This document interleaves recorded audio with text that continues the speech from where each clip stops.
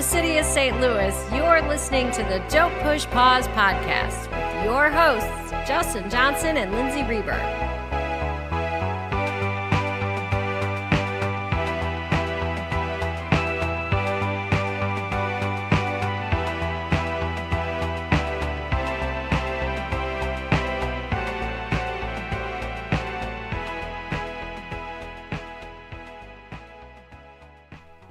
Welcome to the podcast. Welcome back. How's it going, Lindsay? It's going okay. I'm really looking forward to doing this movie. Going a little bit different direction. This is probably, out of all the films we've done, the most different out of anyone. Yeah, definitely getting dark. This is a pretty clean podcast, but this one is kind of a controversial movie, so... Making it through this without... This one might be a viewer discretion advised. Yeah. But the movie we chose is Larry Clark's Kids from 1995. Mm-hmm. And this is a movie that really extremely controversial at the time. Got an NC-17 rating. Yeah. Was banned in some countries, I believe. I remember it being talked about. I mean, even now, I remember it being talked about on the radio all the time, either whether it was a promotional, something saying controversial film. I remember being in a car and listening to NPR and them talking about it and how it was a pretty big deal. Yeah, this was a film I saw in its original release when I was in high school. And you saw it in the theater? I saw it in the theater, Mm-hmm. and I remember just walking out thinking that I just watched a movie on people that I knew. It was... Whoa. And it really kind of blew me away with... I had never seen a movie so raw and realistic that wasn't a documentary. To me, it just felt like I was just hanging out with these people, like going to these parties, and it just felt so real to me, even though it's a dark film. I'd completely identify with that too. I think, in some instances, maybe not completely, like, did I know all of these kids, but I knew a fair amount of these kids. Yeah. For sure. One of the main reasons I wanted to pick this movie is, like I said before, go a little off the cuff, do something a little bit different. Mm-hmm. Also do a movie, try to put an independently made film in here.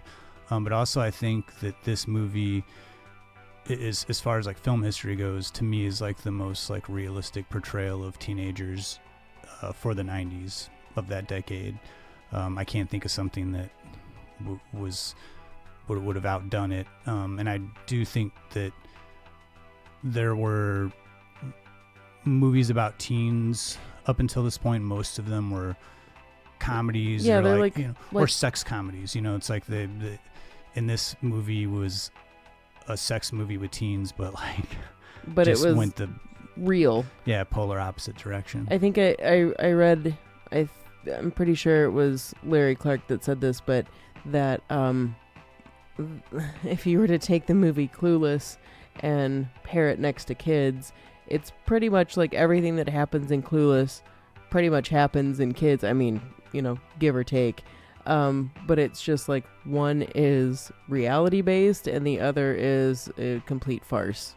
Right. And it's almost, more insulting to look at teens in this way that's not a realistic portrayal.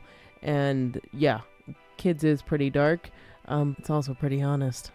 Yeah, there's a lot to talk about, a lot to digest with a film like this. So a couple of things I think we'll probably get into here is a little bit about what you're saying, like the rawness, the honesty of this film. Mm-hmm. Some of the subject matter that it tackles was, that's the thing, is like appropriate for the time. Yeah, and that's the thing. It's like, is it controversial in the sense of, it's being honest about teens, like mm-hmm. doing drugs, having sex. That's something that teens do, and it's something that's been shown in movies a ton, but not in this. Not in a real way. Right, yeah. So I think that's worth talking about. I think also, again, and this is something that we highlight a lot when we do this podcast, is this is a movie where you have a cast of relative unknowns that all mostly went on to have pretty decent careers, mm-hmm. And all that gave like these really great early performances, like Rosario Dawson, Chloë Sevigny, Leo Fitzpatrick went on to do some films too, and still does, and even he has kind of a bit part in it. But John Abrahams, yeah, he Yeah. did was in Meet the Parents and Scary Movie. yeah, House of Wax. Yeah. So yeah, kind of a launching point for a lot of people. Specifically, I would more focus on Rosario Dawson Yeah. and Chloë Sevigny. Yeah, definitely the real key Yeah, players, highlights of the movie. yeah. We'll go to a clip soon, and then we'll dive into kids, and then after that, as always, we have our picks of the week. And this week, kind of going with a similar theme, I chose River's Edge, which to me was sort of the darkest teen film out of the 80s. Nice. And what was your pick? Good choice there. Mine was The Last Days of Disco. Oh, okay. The connection being Chloë Sevigny. I love that movie. I love that movie too. It's a good one. And then we'll close it out with a Murray moment. So as always. Yeah.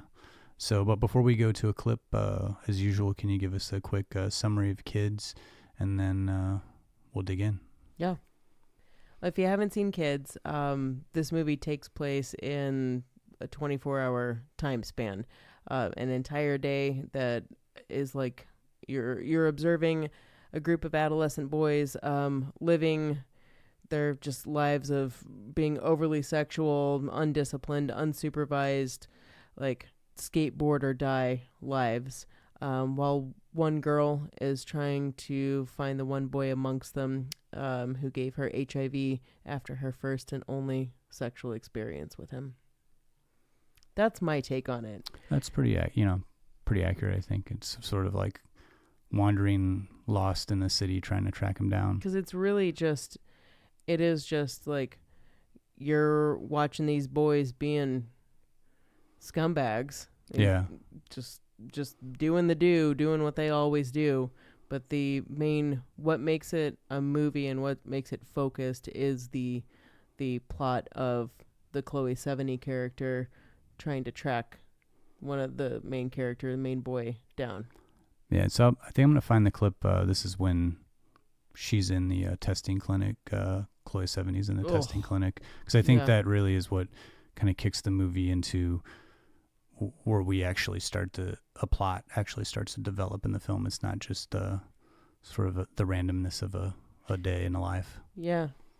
So we'll go to that, and then we'll get into... It's really jarring. I remember I knew that was going to be a factor when I first saw the movie. And I could even sense kind of when it was coming, but when it actually happens, it's still just is a stab right in the heart. Yeah. It's punch in the gut. Yeah. Yeah. We'll go to that, and then we'll get into some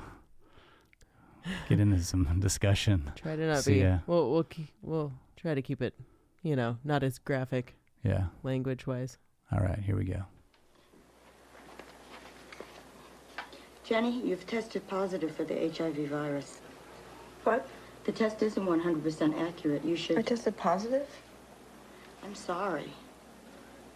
I only had sex with Telly. I just came to keep Ruby company. So that clip to me is... it gets me every time. It gets me too, and I... This is a movie, we were on the fence of choosing because it is very vulgar and it's very crass, and it's not a pleasant movie to watch. Just trying to watch it twice in a week and a half. The second viewing was a lot harder to digest. And I think too that there's movies like that. This is, and again, I always compartmentalize things with these movies are in this category or list to me. I can't help it. That's just the way I'm thinking movies. But to me, this is one of those movies that goes into this compartment of movies like Bad Lieutenant or The Deer Hunter. These movies that they're really pretty hard movies for me to sit through. They're emotionally taxing, difficult, or they're exhausting, or the subject matter is so rough. But because it goes to such a dark place in such a real effective way, get something out of it. Like I get a charge, I get like a response. Yeah. But it is something. It is a. I have to be in a particular mood. It's just it's like I'm not going to come home from working all day and be like, hey, I'm going to throw on kids for about 25 minutes. Sounds like a great one. Yeah. To unwind. And there's a lot in this movie that there's a lot. I mean, and that's the thing. It's like this movie is controversial, and there's a lot of what goes on in this movie that is very. I think because the movie is not. It's not really glamorizing kids, and I think maybe some people get the sense that this is like a glamorized version of like kids running amok. But to me, it's sort of the opposite because it shows a lot of consequence and it shows the ugliness and sort of but there's a lot in this movie that it makes you mad, and especially watching it. Me watching this movie as an adult, there's a lot of this that makes me angry, and it's just like, oh man, you just want to like grab these kids and shake them, There's a lot of setup in all of this that is, I mean, just with small things. With the scene that I love in particular is like in the beginning where we have like not a split screen, but going back and forth from like a group of boys talking about sex to a group of girls talking about sex, and showing that the boys completely do not understand girls' experience at all. And I mean, that is something that's very intentional in the movie, is showing this disconnect. And I feel like there are numerous things where this movie sets us up with something and then is like, bam, there's the consequence. And it's also one of the reasons, like you said, I feel like this movie isn't taking advantage of, or it doesn't feel voyeuristic to me. And I know that it's been accused of that it feels a little scumbaggy or a little gross. But the thing about it, like for me, why it doesn't is because the way that they talk, what they're talking about is completely what I remember hearing as a kid.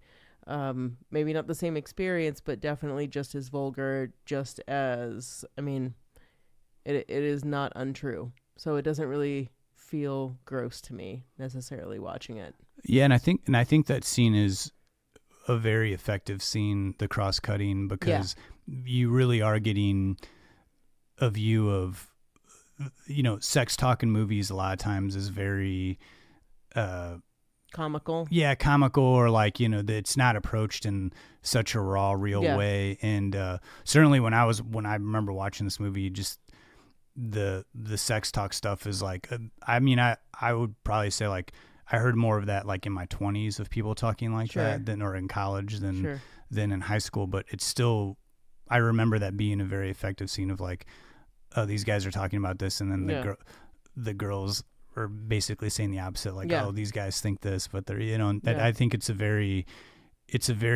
real way to show like a difference in what's going through like high school boys' minds. And it had been a little while since I'd seen this movie initially, and when I went back and watched it the first time around, and the sex talk started, and the boys are talking specifically about like girls love to give oral, they love it, and blah blah. I'm not going to elaborate, but they sure do, and every which way, and talk about it.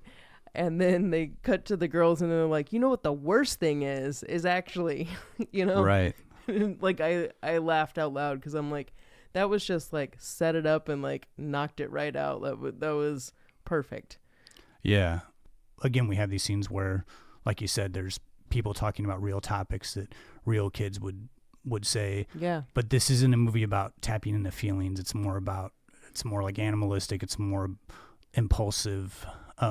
Where other movies with teens, it's more about my emotions, or like, I don't feel good about myself. There's none of that in this movie. It's always about immediate gratification. Yeah, but again, I to me, and even watching it now, I don't, at least to me, I don't get the sense that they're trying. The point of this was to make this seem like these kids are cool. That this is a glamorized version of like never being 16 and living in New York City. Never. It feels more like a snapshot of what was happening in this particular group of kids in New York. I like what you said about how it feels aimless and kind of, no direction.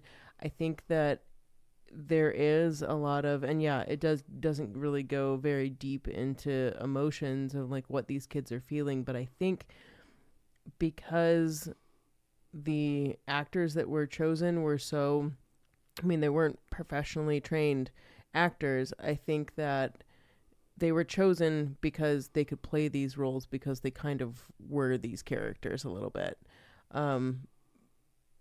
Maybe not like exactly these characters, but they knew these characters or knew someone like this. Like it was very easy and natural. And I think that the loneliness or the just being disconnected was easy to tap into. I think the character of Casper, who's the best friend of the main character Telly, he's one of my favorites as far as that is concerned, because I view him through the whole movie as like looking up to Telly, who's like the scumbaggiest of all of them, that's just like looking forward to finding the next virgin, right? And Casper is almost, he looks up to Telly and he's like wanting to hear his stories and is like his little puppy, and in some ways wants to be him, but he's also the guy that's not having sex, and not that that's like a big part of the storyline, but he's just kind of messed up constantly and thinks that he knows or is at least going along with Telly, but he really doesn't. And I feel like you see this numerous times throughout the movie. The ending sequence, I don't know if we need to go into that like right now, but like the ending sequence, I feel like that is one of the most emotional moments, I feel like, for Casper. I can go into it. All right, go for it. They're like at the end, or we like, may as well not. We're talking about the movie Kids, so okay. So like towards the end, we're already very aware that we as an audience are aware that Telly has HIV, or we're assuming that he has HIV, that Jenny, Chloë Sevigny, has HIV, and we're at this party. Casper walks in on Telly, who's passed out on this girl that he's had sex with, and it's like the only kind of sweet moment. It's not even like sweet, it's just like you just for once see Telly like not in the act of sex, and he's laying on this girl like just in an embrace. And the whole movie, Casper has been kind of looking up to Telly and like waiting for the next story, and then he sees him like this cuddled up with a girl, and it's almost like you see that sadness a little bit, or at least I feel like you do. It's like sadness and jealousy. Totally. Yeah, sadness and jealousy. And then the next thing in his adolescent brain, what does he do to like feel that same thing? He finds, spoiler alert here, but he finds Chloë Sevigny, Jenny, passed out on the couch and ends up raping her.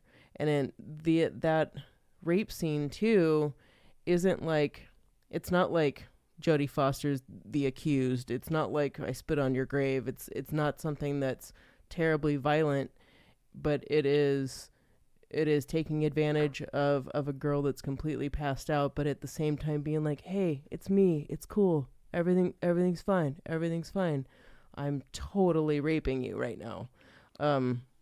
But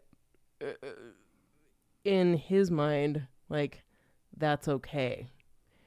And whether that's like adolescence or just being completely messed up and being wasted and high your whole life. Whatever that is, like that whole last sequence of Casper, I think is very telling about his whole character and kind of who he is. Yeah, well, I think too, like you bringing, talking about that scene. Yeah, that's a difficult scene to watch. Really and the does. second time that I was watching this movie, when it got to that scene, I started thinking, just when I was taking notes for the podcast, like I started thinking about how controversial this movie is and how people were disgusted with this movie, but here we are over 20 years outside of this movie coming out, and we have the Brock Turner case and all these documented cases, documentaries about college rape, and to me, in these cases, there's always, well, they were at a party where they were messed up, but with these same people that say that, if you sit down and watch kids, you're disgusted by this, so this is rape to you. Is it this shows the reality of what that is, of these people who are, it's rape, what I mean? And to me, that this movie was showing that situation that we've heard about still today, in public cases, and some college guy saying, well, we were at a party where, she was passed out, but we were both messed up. And so it's, to me, is harsh and raw as it is. I think that's to me what makes this movie important in its portrayal, because again, it's a movie that discusses, but if this was shown to college students, if this was shown to high school students, would it show a side of, would there be any question? Right. Really, what I'm getting at is basically like, yes, it's going back to the whole thing of like not glamorizing this lifestyle. It's like, this is wrong. This feels terrible. This feels uncomfortable, but this is something that happens every day. And I think this movie tried to highlight, these terrible things that happen, without hitting you over the head with it. Yeah. Without making it be this heavy-handed, it's more just message. Like, here is this, and here is what actually happens. And this movie also being written by a 19-year-old, someone that was plugged in, it really just kind of makes it feel as if it is not glamorizing it. It's not trying to maybe it is sending a message actually, but it's not hitting you over the head with it. It's just going, this is what this is. We're stripping it down for you so it's blatantly obvious. Well, now I remember the main advertisement tagline for this movie, which when it came out I don't think I really thought about it that much, but you look at it now and the tagline to this movie was a wake-up call to America. Yeah. It's kind of interesting thinking about it in that light. Yeah, I feel like, I was definitely affected when I saw this, and it wasn't when it came out. It was probably a year later, but I was still like 14, 15. It completely made an impression on me and made me very paranoid. Yeah. Which is good. Yeah, and this is we'll go to another clip, but we'll come back from the clip. We'll talk. I like to talk a little bit. I like when we talk about the cast and kind of where they went, what goes on. We'll lighten it up a little bit for the second part, and then we'll go to our picks of the week. Yeah. Who are they? I don't know. Like I saw that one girl once before, but she's like bug. Like I don't know. Like her face is all mangled and shit. But they look like cornballs from Jersey on ecstasy, feeling the effects-tasy. Oh shit! I got some for you. Check it out. It's a present. It's a prez. What is it? It's a prez, Jenny Jen. It's like bang up stuff. It's a call to euphoric blockbuster, and it's supposed to make Special K look weak. Just take it. No, you look sad. Come here, just take it. Just swallow. I promise. Just swallow it. See, now you swallow it. Now you be floating up in heaven with the angels. You'll be singing with Sammy Davis Jr. You'll be kissing Leo Gorski on the chops. So I know this is something we keep coming back to in the podcast with a lot of these movies, but when there's these movies where it's like an ensemble, and I'm a big fan of ensemble piece type movies, and especially ones where like the cast is upstarts and they go on to be in a lot of other movies. I think it's like a good topic of discussion that we can get into. And this is one of those movies I think that like a lot of there's Telly's a main character and Casper and Jenny, but in this universe, like all these bit players work together and it creates the entire feel for the movie, whether it's like the 4 younger boys that, I don't know how old they're supposed to be, maybe like 10 or something, but like this group of like 4 boys you see every now and again just smoking a fat blunt right every time you see them. But like it is like those are the kids that are on the couch. The kids on the couch. That's like where my at the party scene where he's like, man, what I do is I just like I'm like one of those people that like smokes weed till I hallucinate. It's like a 10-year-old saying this, and like I believe him. I believe that he is high right then delivering that line for sure. But it is the reason that this movie works so well is the cast. And it is because they were pretty much picked up off the street and like were either friends with or knew Harmony Korine that wrote the screenplay for this movie.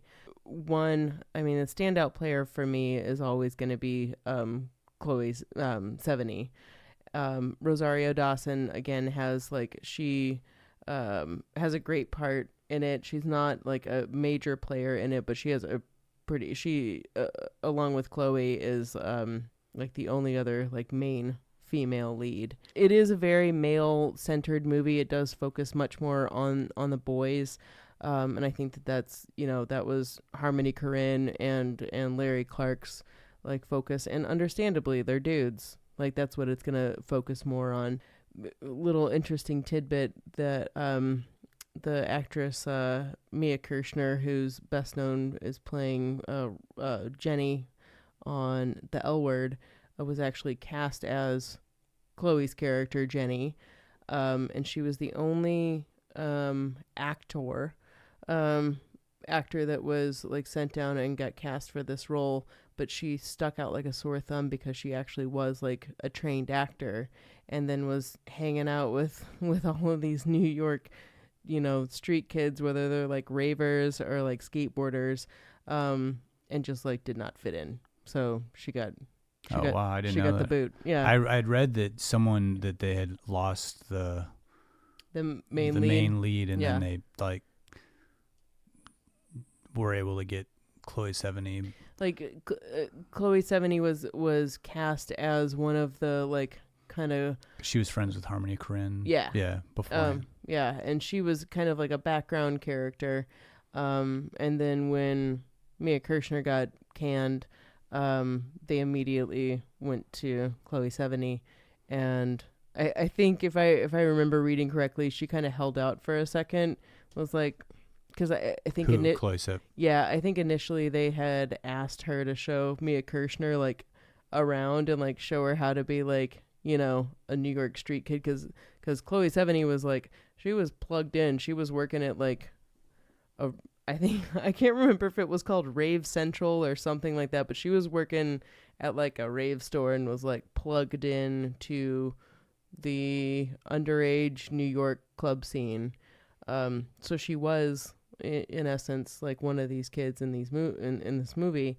And I think was like a little insulted that she's like, why am I showing this friggin' actor around and I could be playing this role, like whatever. Right. So I think she held out for a second, but I don't think it was very long.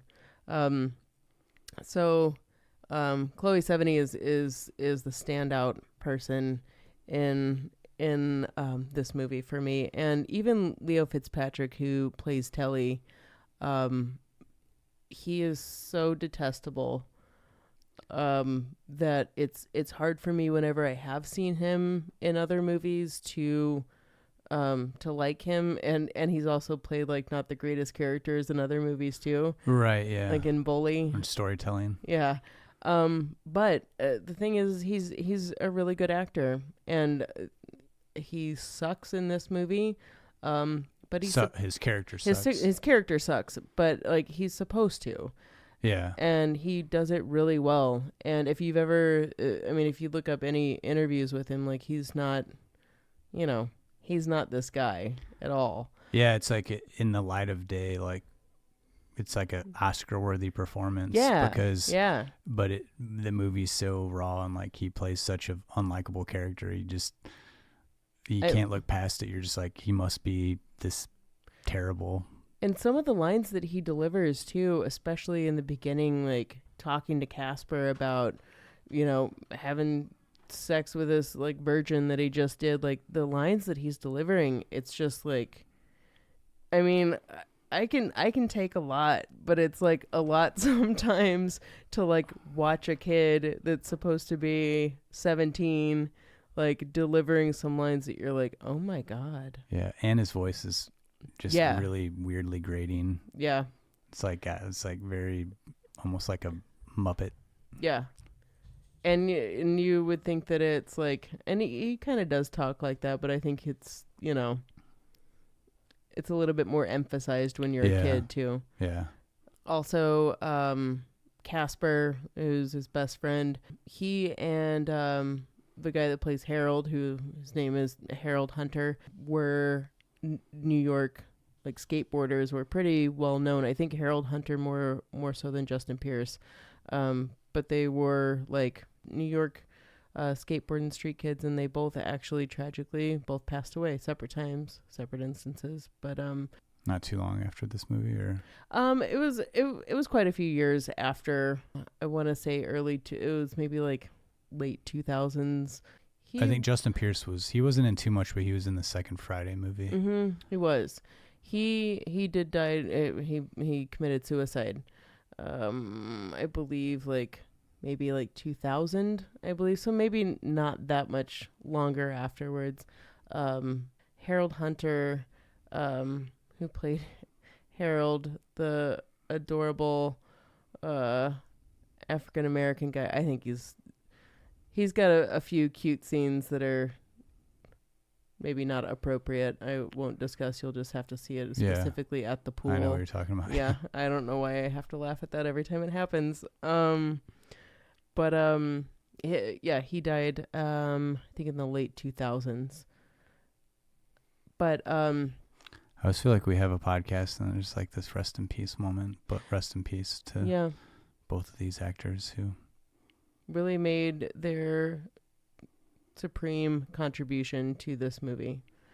And I guess Rosario Dawson is always the Cinderella story of, because I think she's an incredible actress, and I think she's had this great career, and literally was discovered on a stoop in New York, sitting down like Larry Clark and Harmony Korine walk up on her and they're like, yeah, you're perfect for this movie. And there's a quote from Harmony Korine. He said something like, I wrote this part just for you. I don't even know you, but this part is you.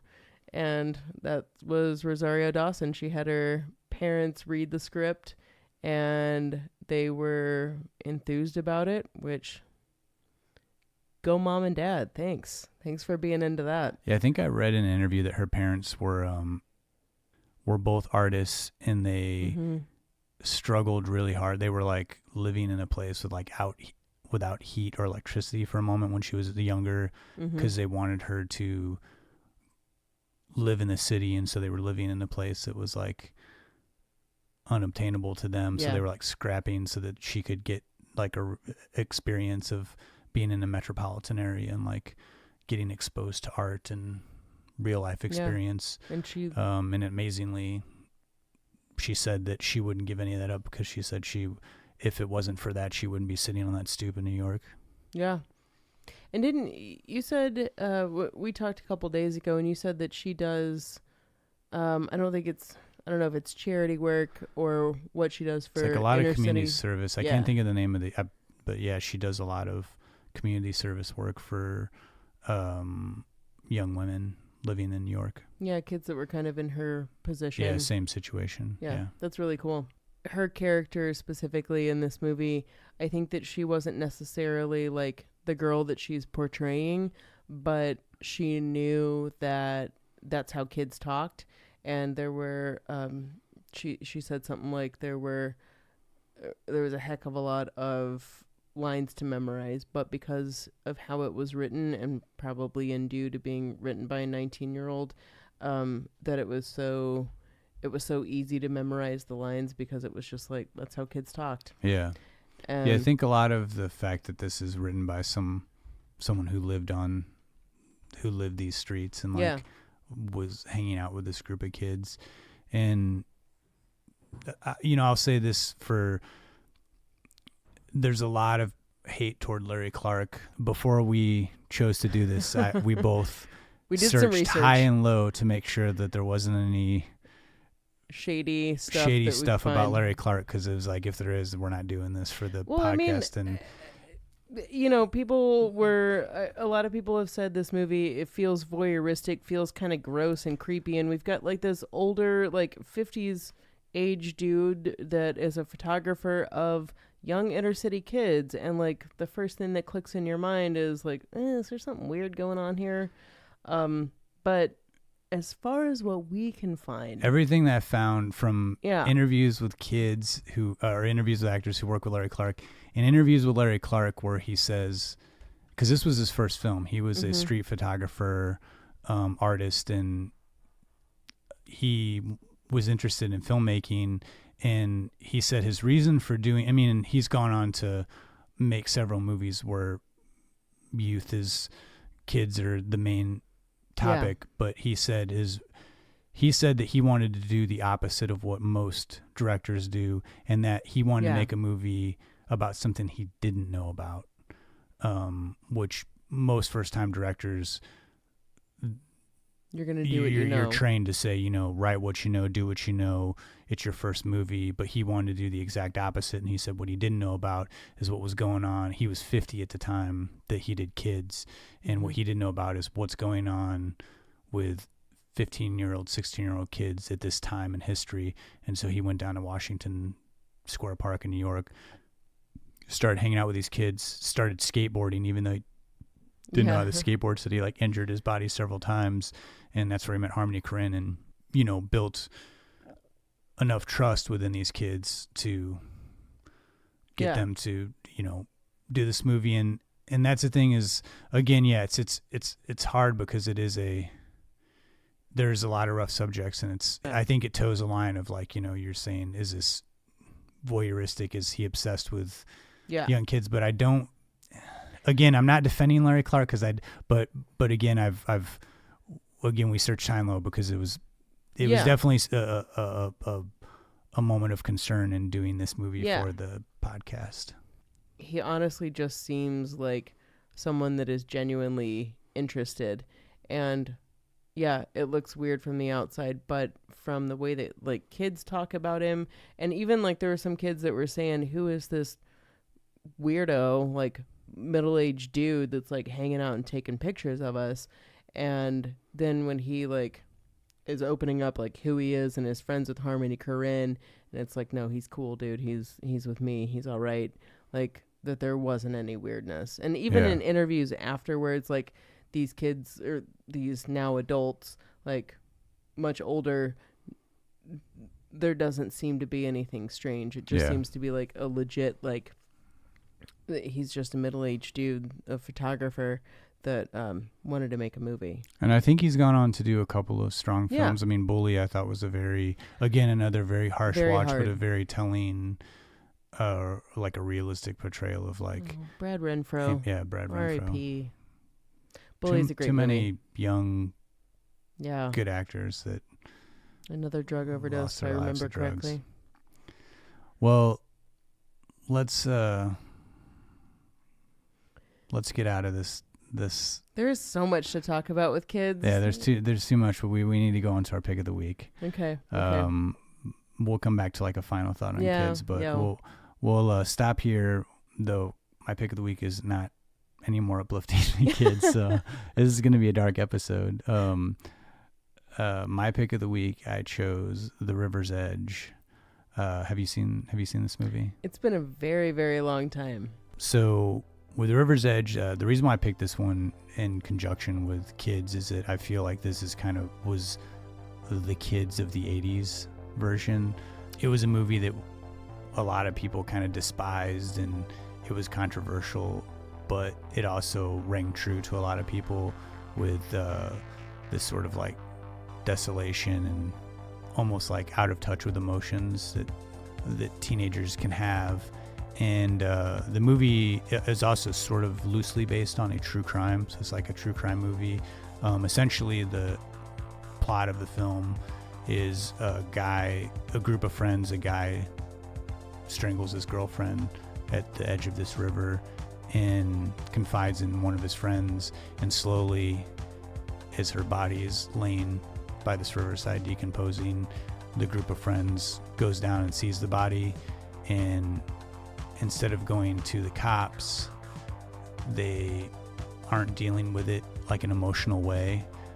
Crispin Glover plays the friend of the main killer, and he turns this whole thing into this dramatic, like, oh, I gotta help you, man, like, I gotta do all this stuff. It's like this very manic portrayal, but it's very real in the sense of this crime happens and these kids can't cope with it in a real way, so they're just like pretending that this hasn't happened. They don't call the police.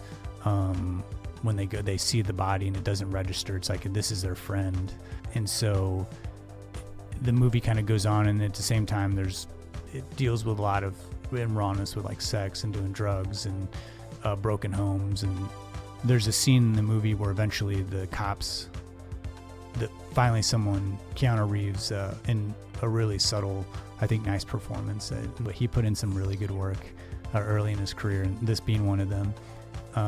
But eventually someone puts in a call to the police, and when there's a scene where the detective is starting to question these kids, and this detective is so mad because he can't believe that humans would do this. It's like your friend is dead and you guys are just on the news like goofing, and it turning this into almost like this like event thing that happened like this. It's not real, and it's not even till the end of the movie where the wake of the main girl who died, where we actually see like an emotional response from all these kids. And it is a very tough film to watch. It is also stars Dennis Hopper in like a very crazy performance, like usual, him doing what he does best. But it does, to me, it's very relatable in the way Kids is, where it's a very harsh and uncomfortable film to watch, but at the same time I think it rings true with the detachment that teenagers have of being, you've heard a million times, of like feeling indestructible, and like that's not gonna happen to me, and like they're faced with this situation of like, oh, their friend killed somebody, and instead of, no one wants to go to the cops, well, I don't want to tattle on my friend or whatever. They are all dealing with it in their own way, and they each make it about themselves. No one's actually caring about the girl who was like strangled and left by the riverside. It's all about each character, how it's affecting them in their life in this very self-absorbed way, which, we are a self-absorbed society. I mean, it's something that isn't new territory, but I think that the movie was very effective. It's very dark, but it is a very riveting and real, engrossing movie. And if you're a fan of true crime type movies, I think it's something worth checking out. And also, yet another movie that had a lot of, much like Kids, Ione Skye, Keanu Reeves, Dennis Hopper, Crispin Glover, people that went on to do tons and tons of movies. This is one of their early films. It's worth a look. Not a very pleasant watch. I put that on the same list with like Bad Lieutenant and Kids. But you have to be in that mood, willing to take that challenge. But it's worth checking out. I feel like I'm in that mood a lot. I'm always down to watch a movie like that. It really has been a second since I've seen that, because I don't remember any of that. And as soon as you said Ione Skye, I was like, yeah, that's right.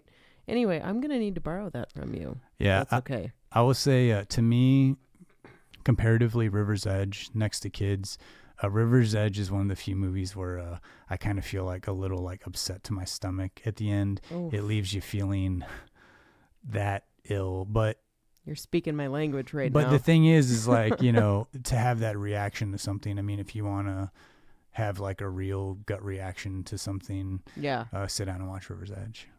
I'm going to need to borrow that from you tonight. I'll along with some other things. Yeah. What was your pick of the week again? My pick is The Last Days of Disco. Last Days of Disco. Yeah, from 98.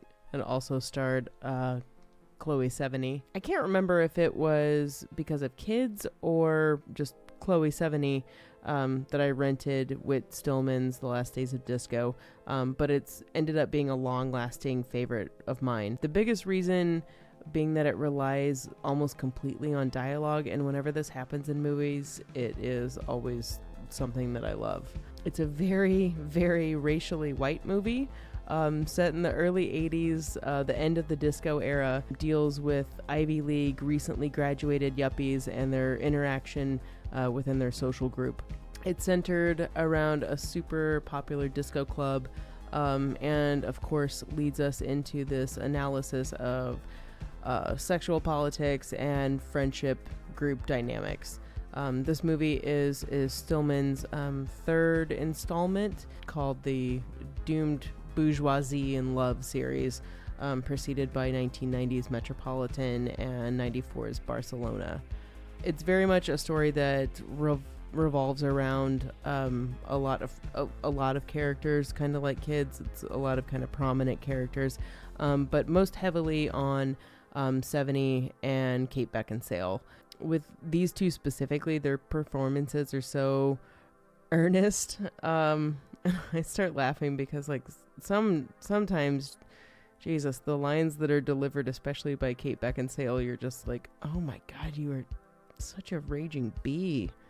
Anyway, with their performances, sorry, but she's so good in this role. But man, some of the lines she delivers are just so rude. They're just really good at these roles, and they play it like actually how people speak, and through what they say, their true motivations, and what type of person they actually are what's revealed. Now, like the absence of it always really sticks out to me that this movie is incredibly white. But I think that the absence of like racial diversity in this movie is unintentional. It's more like an indication of this like narrow, specific demographic, like upper echelon of folks that we're following in this movie. I don't think it's like social commentary. It's just like this particular group. On the surface, this movie looks really basic, maybe even like kind of boring. Again, like there's no real racial diversity. It can look like there's no depth. Even looking at the cover of the movie, it's Sevigny and Beckinsale dancing. But when you are absorbed by the dialogue, the intense cutting subtext, and the wit that's contained in the film, it actually reveals the very few characters within the film that are redeeming, as opposed to more characters that are completely revolting and superficial. As an aside, there's an unfortunate similarity in Sevigny's characters in both Kids and The Last Days of Disco, wherein they both lose their virginity and contract an STI. I'm sure this wasn't planned in casting her for this role, but it did make me totally smack my forehead when I watched them back to back. Disco's director was also the same director on Kids, and was the person that recommended her for the role, and she actually beat out Winona Ryder for this role because Winona Ryder's agent dragged his feet on this one. The casting director was the same for Kids? The editor.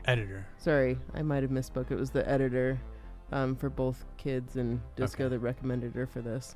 So, like, personally, like, I have very little in common with the characters in this film, but it's the hilariously honest and on-point dialogue that's always going to be the hook for me. The uncomfortable truths that happen within it.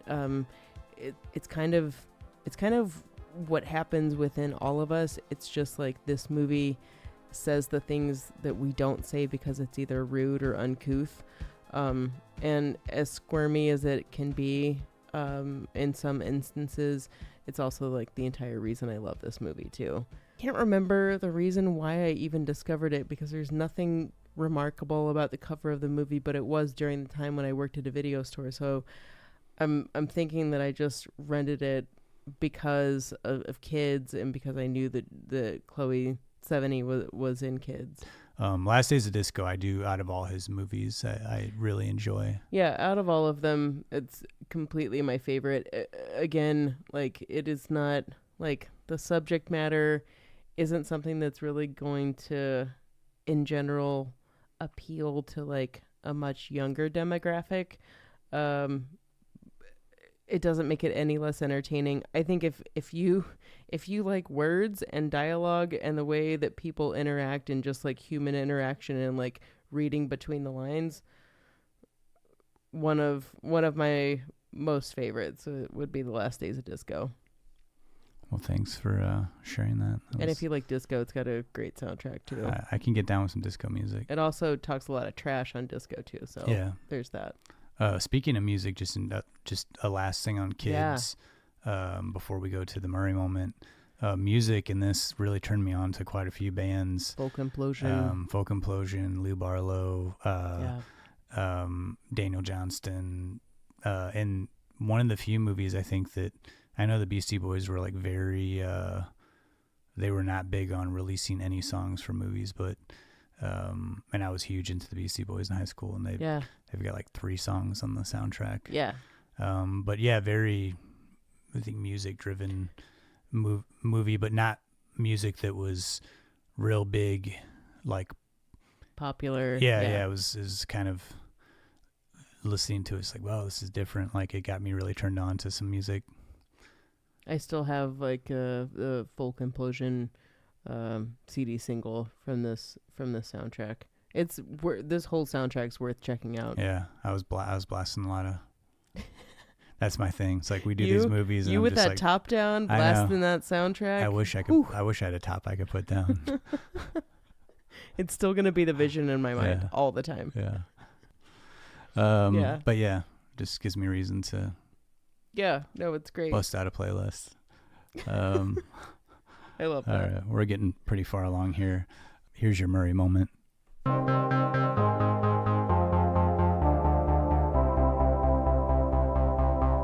Chicks dig me because I rarely wear underwear, and when I do, it's usually something unusual. I think I need a root canal. I'm sure I need a long, slow root canal. You gonna come and shake my monkey tree again? Oh, what does that old queen know? She didn't even chill. Hey, this is so scrumptious. Is this hand shut? The flowing robes, the grace, all striking. That was fun.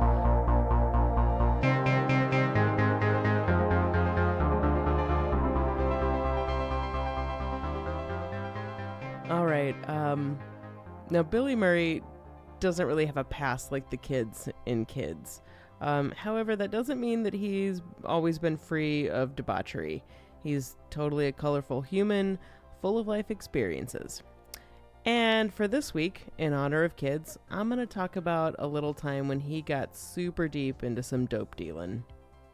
During his early college days, when he briefly and kind of half-heartedly studied pre-med in Denver, right around 20 years old, before Second City was even a thought, Billy was collecting stories and experiences from traveling around the country, dealing and delivering some high-class marijuana. These interactions with random people and doing drug deals gave him an opportunity to kind of be a funny guy.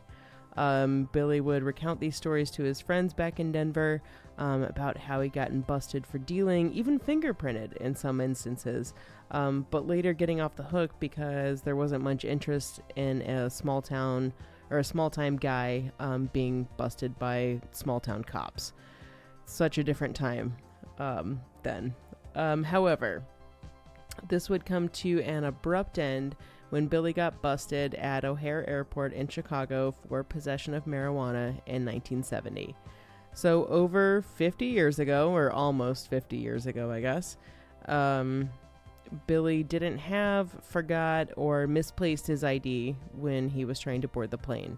When he was refused to get on the plane, he said to security, "Well, that's too bad. I wanted to get on because I got these 2 bombs in my suitcase." I can't even, I mean, of course he's going to say something like that. He's always going for the laugh, even when it's about bombs at the most inappropriate times. Now, he may not have had bombs in his suitcase, but he did have 5 bricks of weed, which weighed about 8 pounds and was the equivalent of about $20,000 at the time. Billy has said about the incident, "It was stupid, and I guess I was turning myself in," basically. He was later convicted of possession, but only received probation, which is hilarious to me considering all the noise that has been made in subsequent years regarding marijuana possession. One really cool aspect of this story, and even kind of thoughtful, that I never knew until recently, was that when he was busted, he literally ate a personal check that was given to him by the person who had paid him for the weed. He didn't have to do that. He knew he was already kind of screwed, but he tried to protect basically a total stranger. And who knows, maybe there's something more to this, like there was another reason that he ate the check, but he still did it. No matter what you ever hear about Billy, the man always has these stories where he seems like a normal dude, and then he does something silly, and there's a whole lot more of elaboration on the story begins to unfold. In this case, being silly and sarcastic got him in trouble with the cops, but having honed this craft over the years, he's ended up making money using his ridiculous sense of humor to his advantage, I'd say. I think he's kind of worked it in his favor. Man, that's a lot of weed. So much weed, dude. That wasn't like he was going to sell a couple dime bags. That was like some serious dealing. 5 bricks of weed. That's a lot of weed. Yeah. Man. It's a pretty well-known story that this happened to him, but I mean, he was always also kind of like flailing a little bit, you know? Yeah. He had friends that were in college, but the college lifestyle was just not for him. He liked the idea, like the slacker idea, and like going to class in pajamas and stuff. It's just like that focused school setting was just not his jam, and he was doing other things. Man. This being one of them at the time. Well, sometimes you gotta do what you gotta do, I guess. I guess so. Oh, Billy. Why you gotta say you got bombs in your bag, dude? Come on. You're trying to not draw attention to your bag that has 8 pounds of marijuana in it, and you say jokingly that you got bombs. What are you thinking? Because you're high. That's why. I mean, I don't know that. Yeah. But. Well, thank you for that very It was sort of like appropriate to kids. Yeah, it was like, as close as I could get to kids, like, really. Yeah. I've stopped wondering how you're going to connect them. I know that you'll find some way. We'll find out. Yeah. We'll find out every week. I never know. Well, thanks for another Murray moment. Of course. Well, we are just about out of time here. A couple of just last thoughts about kids. You said you had something you wanted to mention. Yeah. One aspect of this movie, there's a lot of cultural significance, I think, for kids specifically. One being that it dawned on me that this is now the second movie where AIDS has come up, and the first we talked about in episode 3 with Reality Bites, where AIDS has come up, and this is Reality Bites was 94, this is 95, this is like during like the height of like the AIDS like scare. I mean, of course it started many years earlier, but we're starting to talk about safe sex. This is starting to be a topic that is highly talked about. And even Harmony Korine saying, we didn't really know the specifics of AIDS. We just knew we didn't want to get it. And this is, if anything, kids was supposed to be like the Jaws. AIDS was supposed to be like Jaws, like something you don't even know what it is or how it's going to get you, but you don't want to get it. It dawned on me, though, that I think it's super interesting that during the time AIDS was stigmatized as a gay disease. And it's interesting to me that both like Reality Bites and kids took this and were like, actually, dude, it is affecting like a lot of people, and it's not just affecting gay population, it is everyone. And I think that it's important to notice that, and in no way am I discounting that the like gay population that it has affected and still continues to affect, but like this is crossing all barriers and or crossing all like lines, orientation lines, and that if anything, things like Reality Bites and Kids really help bring this to an audience that was maybe had stigmatized the disease and were like, this can't affect me, whatever. Right. And even like, it is even talked about in a very like offhanded manner in kids, like, that's not going to affect me, or there's a great quote that it's inappropriate to say, but just saying that like, you don't really care if I'm going to get it, I'm going to get it going down having sex. Like, it is a much better quote in the movie, but it's also terrible. But I do appreciate that this movie took that stigma and took the power out of like this being a gay disease, and because it's not. And I do like that it made it what I think what I said earlier, like this movie, the reason this movie is a story and not just like following a group of delinquents is that this is about the Chloë Sevigny character trying to find the dude that gave her HIV. And it is so important and such a good story. And it's, I don't know. I guess my point of this was to say for kids to pay attention and, I don't know, think about safe sex.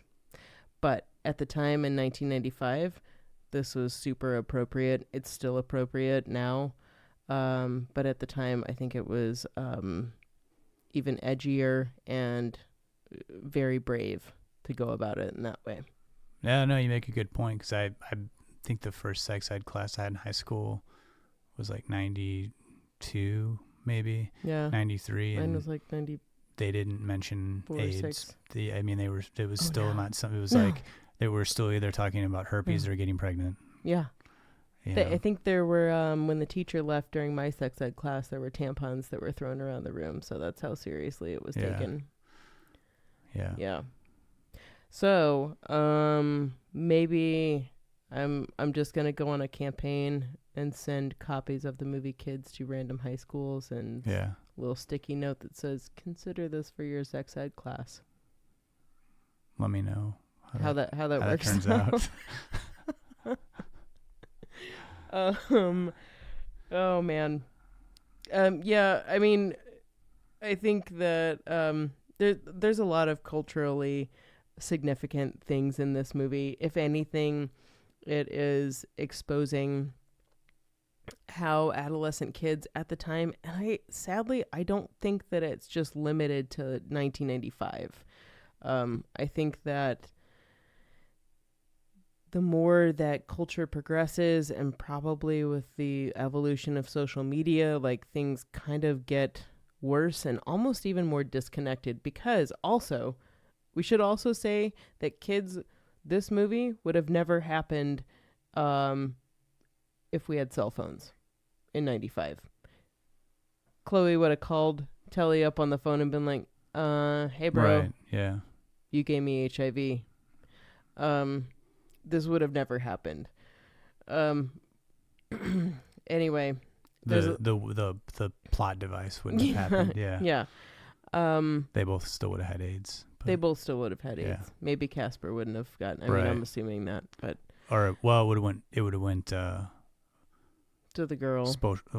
People would have like talked about, information would have traveled. Yeah, somebody would have posted on Facebook. Fast, yeah. It would have been, someone would have been shamed on the internet. It probably would have gone a very, very dark path. But yeah, I'll be curious of if a modern version of the rawness of like the social media age of what kids are dealing with in high school. I would love to see that. Yeah. I would really love to see that, like a modern day version of this. Yeah. What are kids dealing with? Where's the rawness? Where's the film that shows that shows the same depth that's in kids? It may exist. maybe I'm it not is. hip to it. I'll look for it. Or maybe if you know it exists, let email us us. Yeah, let us know. Yeah. Well, I think we gotta wrap this up. I think we're wrapping it up. But wrapping it up like you're wearing a condom. Wow. Safe sex message.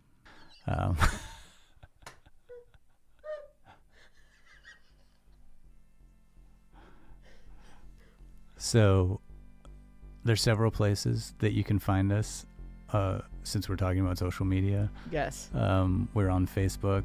We're on Instagram at Don't Push Pause Podcast. You can go directly to our website at don'tpushpausepodcast.com. And you can email us directly at don'tpushpausepodcast@gmail.com. So what do we have coming up next here? All right, guys. So Thanksgiving's coming up.